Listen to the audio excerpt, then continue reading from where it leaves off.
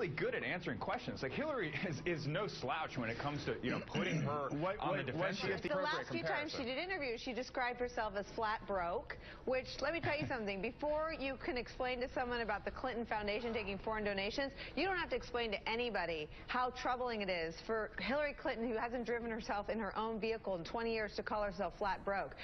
All right, ladies and gentlemen, joining us now is that woman, Nicolle Wallace, co-host of The View on ABC, former White House Communications Director for George W. Bush, and the author of a great new novel. If you like political novels, there it is. It's Madam President. And Nicolle, congratulations on everything. We haven't talked since The View and the book, the whole thing.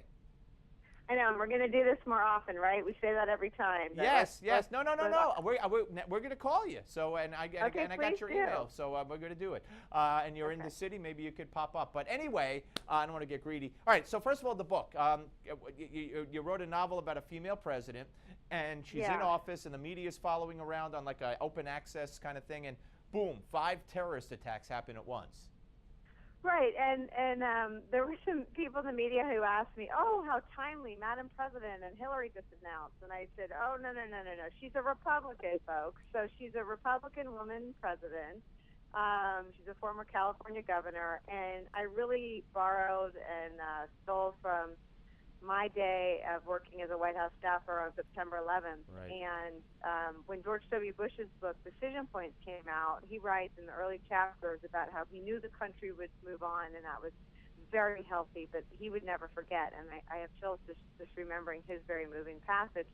And I felt that way as a staffer too. And I've gone down to the 9/11 memorial, and I can't go inside yet. I mean, there's just something about meeting the families of the people who lost their lives on the plane that went down in Shanksville, and meeting the relatives who lost loved ones. And I just never got over it. So this book is about every minute detail in one single day in the life of a White House staff. And you know what you're talking about, and that's what makes it so wonderful, such a wonderful read. And I got to tell you, to be honest with you, when I sit here with Donald Rumsfeld, when I sat here in studio with you, when I sit here with John Yoo, to me, you're all part of that day. You're all part of that history. And I get a chill. I really do, for what it's worth. And so that's my way of, and your way is how you react by not being able to go in there. But you're part of what happened that day. And it's all, folks, that's what makes the book so great. It's called Madam President by Nicolle Wallace. Now, you said something that interests me.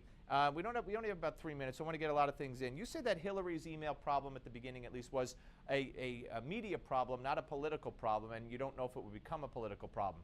Do you think it has become a political problem? I think that to the degree that it's a chapter in this book now, I mean, I think Clinton Cash is such an indictment of the way they operate. My point was that if you follow the Clintons, and I have always been fascinated with the Clintons, they're like the political version of Kardashians.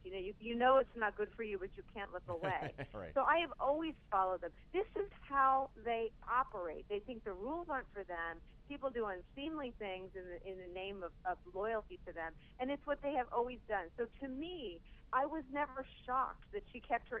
She took liberties that the president doesn't take in keeping her emails on a personal server in her house. Right. I didn't think it was surprising, and I didn't think it would jolt her base of support. And honestly, she still has about an 80% approval rating among Democrats.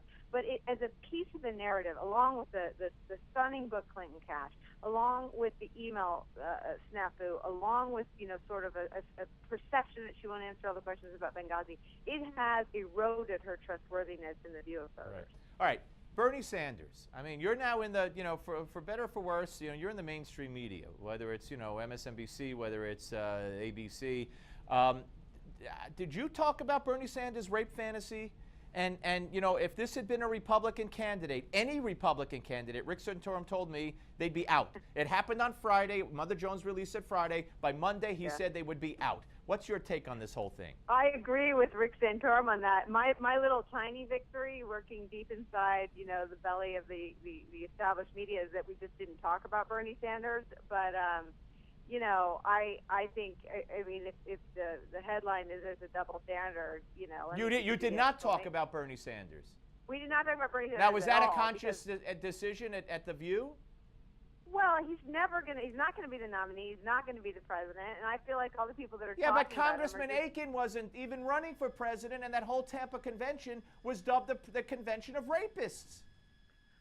Listen, I completely agree with you, and I accept the assertion, and I think we have all the proof we need that there's a double standard in the media. But I think that, we didn't talk about him because at The View we just take a little bite of political stories, and it wasn't the biggest political story today. But he certainly deserves to be disqualified as a candidate, but I don't think anyone views him as viable. So all right. Well, he got 41% in the Wisconsin straw poll to 49% for Hillary. Nicolle, we'll speak to you soon. The book, Madam President. Nicolle Wallace, thank you very much. Jonathan Tobin is next, folks. Don't go away.